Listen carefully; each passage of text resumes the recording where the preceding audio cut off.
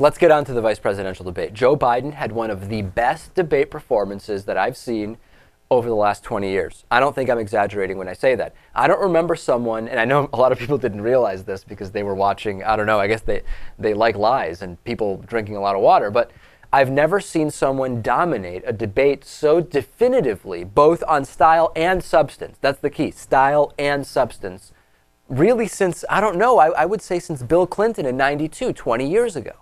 Paul Ryan, why was Paul Ryan so thirsty? That's question number one. Either Joe Biden was making him sweat because he was making him very uncomfortable, or that's how he covers his frustration when he's being completely made a fool out of, or whatever drugs he took to calm him down before the debate made him really thirsty. Or lying gives you dry mouth. Maybe that. That could be another one. Yeah. More lies from Ryan Romney. This time Joe Biden responding instantly saying, that's not true, laughing. We'll get to my commentary about the laughing because the right wing had a lot to say about that. Referring to Paul Ryan as my friend, I thought was good because number one, it's not giving him the credibility of saying congressman, but at the same time, it's not a direct insult, but it's a little bit condescending to keep saying my friend, right? I thought it was a little bit condescending. A little bit, yeah. Natan?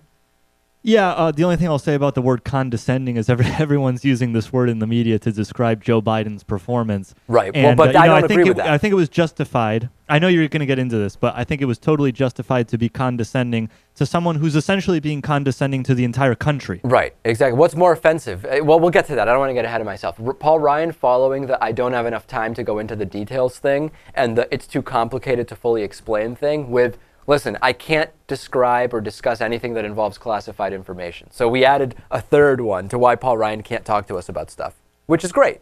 Unbelievable, yeah. No one will hear that and say, oh, well, that makes sense. Okay. Yeah. Yeah.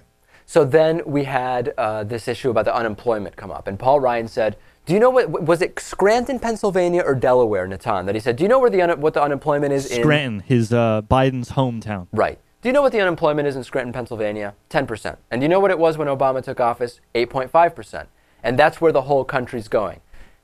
Clearly a lie, right? I mean, fine. Scranton, Pennsylvania, unemployment may have gone from 8.5 to 10%. But just look at those numbers that we get every single month. We know that's not the direction the whole country's going. Unemployment rate is going down. Just a lie. It's a lie. There's no other way around it. Yeah, basically. It's using, well, he sort of lies. I mean, he uses one statistic that is not representative of what's going on overall to try and make people think that what's... And then he says, this is what's going on in the whole country, which is just not true. And then Joe Biden... Hold on. Yeah. That may be true, because I'm sure there are several towns all over the country that have rising unemployment rates. Ah, okay.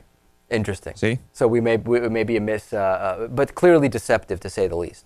Incredibly deceptive. And then I liked when Joe Biden said, the Republicans are now seized with concern over the debt they created with the 2 wars and tax cuts for the rich. This is how to talk about this deficit question. Because let's be honest, there was no concern about this when George W. Bush was ringing up the debt with these wars. Right. Let's also mention that Barack Obama extended those tax cuts. Yes, he did, which I didn't think was a good idea at the time. Right. And also pointing out, Joe Biden, that Paul Ryan, for all of his talk against the stimulus, he was asking for stimulus money, which was really great, and being very direct, saying the ideas are old and their ideas are bad. I thought he did really, really well. 3 times, again, during this debate, Paul Ryan asked, which specifically of those tax loopholes are you going to close? And 3 times, he just talked about someone else. Mm-hmm. Something else, rather. Right. What can you do? Let's just, one thing. I just want to make the point that Martha Raddatz was a great moderator. She did exactly what we wanted Jim Lehrer to do in the first debate, which is call the candidates out when they're saying things that make no sense. Completely agree. And she was criticized for being too involved or interrupting or whatever. And I get this idea the moderator should stay out of the way, but look what happened when Jim Lehrer stayed out of the way. It was a disaster. No, you can't let them stay out of the way because then these people do whatever they want and they'd never answer any questions. 2 other things. At the end, Martha Raddatz asked, what are you uniquely qualified to bring that nobody else can? And Paul Ryan said, honesty. Wow, you lie for an hour and then say that. He finished lying his way through a debate.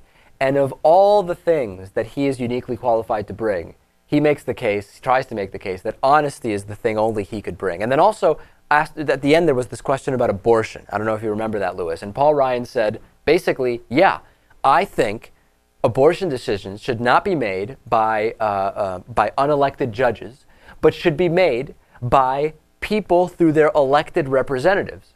Okay? Paul Ryan is saying politicians should decide what women can do at the doctor's office. He's admitting that. How can anyone vote for him? Because he says it in a way that might be a little confusing. Well, hold on. I would give him the benefit of the doubt and say he's saying that the will of the people should be respected when we talk about rights to choice, which I completely disagree with. I think that with issues like this, we shouldn't go with the will of the majority. Okay, well, in either case, I completely disagree. Yep. Yeah. I mean, what he's making it sound as if these politicians accurately represent the will of their constituents. Right. They don't.